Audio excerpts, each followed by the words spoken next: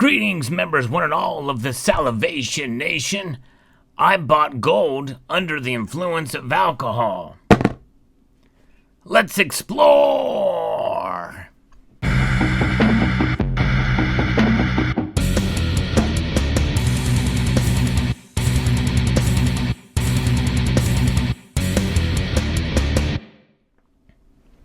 Yes, you heard right.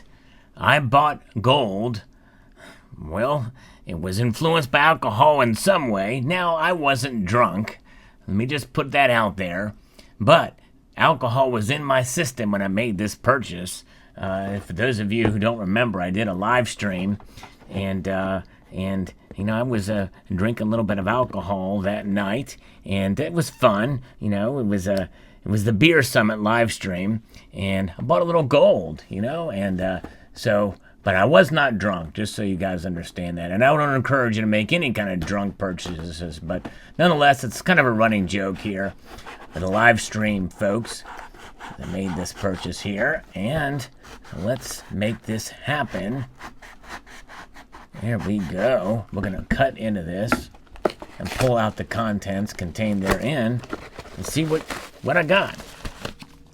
Don't need the paperwork, but we do have this. It's from Liberty Coins. That's right, Liberty. They tend to have some pretty good prices, and they were slightly cheaper than Atmex on this bar. And so I decided to go ahead and pick it up. And now I'm not much for buying gold bars, but I have bought two this year, including this one here. And here it is. Yes, indeed. The Pamp Swiss gold bar. Very nice. Pamp Swiss. Very, very nice indeed. Very well done.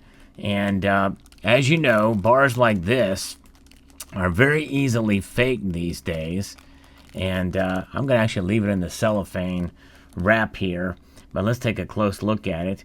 One of the easiest way to tell if a gold bar is fake is usually even in an SA card like this, it will maintain the same size, and it'll weigh at 1 ounce. So the best way to tell is to look at the side and look how thick it is. See how thin this bar is, very thin, and that means that it's more likely real. However, to really be sure, the best way is to use a precious metals verifier.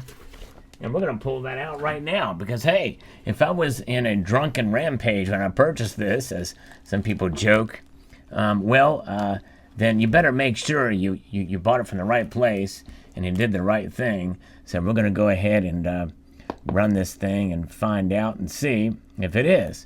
We got it set on gold pure. Let's pop it on there and see. Uh-oh. Oh, there it is. Boom. It had me scared for a moment, but yes, it is indeed. And even through the cellophane wrap, it does show up as pure. But, as with any kind of device, you're going to make sure it's calibrated and tested a few times. But sometimes the way that bounces off the surfaces, it may not show up until you move it around a bit, just like we've seen here. Let me just move it this way so you can really see. So that's showing outside of the brackets here.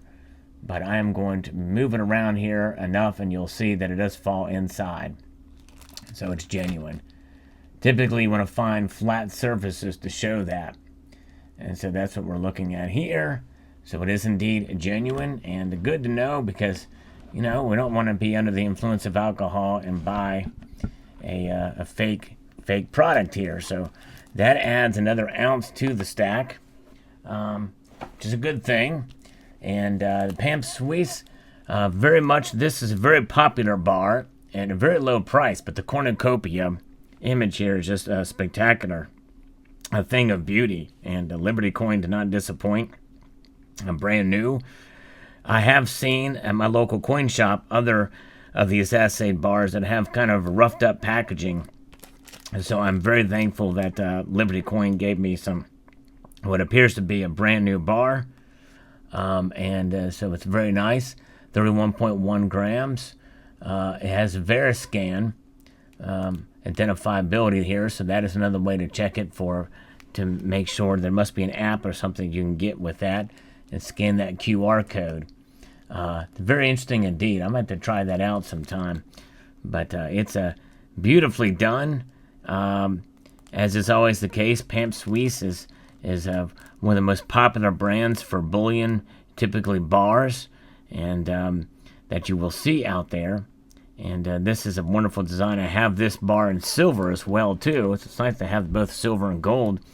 I could kick myself for not getting the rhodium version of this when it was much cheaper. There is a rhodium version. I think I have a palladium version, but I don't have a platinum version of this bar. So, yes, indeed. So, to get all the metals would be quite an expensive venture.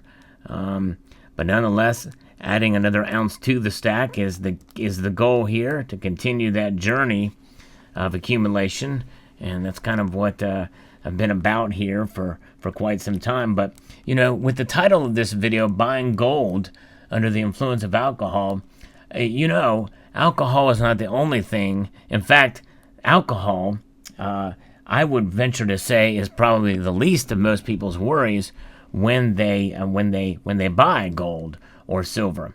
A lot of times we are influenced by fear, which is a much more intoxicating way to buy. It's a much more dangerous in a sense, and you should never buy out of fear. You never know what's going to happen.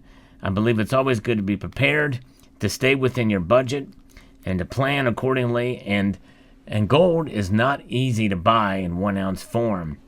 It does take some careful planning, and also it takes some budgeting and discipline. A lot of discipline to get here, and so therefore you got to be careful.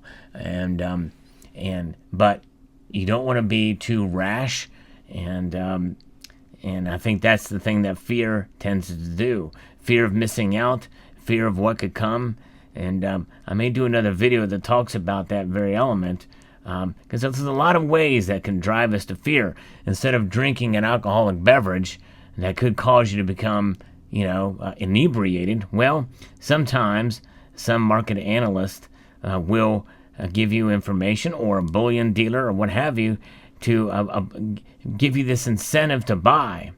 And if there's a good deal out there and a bullion dealer has it, and you've got the funds to do it, and you really evaluate it to see, that's fine. But always take a look at the perspective, take a step back, think about it, and don't let fear be the driver of making any purchases. Because more than likely, most that are watching this channel have been stacking for enough amount of time that it's always good to take a step back and realize that, hey, I've got some gold or silver or one or the other, and so therefore I'm protected at least to some level, and much more than many Americans out there or many other people from around that live in my local area, my region or nation, whatever nation that may be. But nonetheless, it's one of those things where when you buy gold, you want to be sure that you will be able to weather whatever market conditions may arise. I'm just noticing here that the cornucopia figure here appears to be blindfolded. I'm not sure what that means, but one thing is we should not be blinded by either lust or inebriation, drunk or fear or power or whatever. We should always be calculated with our decision making in the financial markets. And that is some financial advice, even though I'm not a financial advisor. But nonetheless, we know that gold is probably the most stablest of asset classes out there. It's the ultimate store of value. But regardless, market conditions can be as such to be able to move the metals one way or the other. But when you do hold it, as long as you understand that it could go down. I mean, I bought this bar on the dip, and so I felt like I got a pretty good deal. And honestly, when it went down again, when the prices went down again a little bit more, I felt, or I'm sorry, they went up a little bit. I felt, hey, I felt good about the purchases. And then they went down the next day a little bit slightly. Then I didn't feel so good. But that's okay. You have to be prepared for that kind of movement. The markets are volatile from time to time. But there you go. A little bit of gold under the influence of alcohol. But I think I did okay with this. Let me know your thoughts in the comment section below. Would like to extend a multitude of gratitude to you all for taking the time to watch. And encourage you to please rate, share, comment, and subscribe.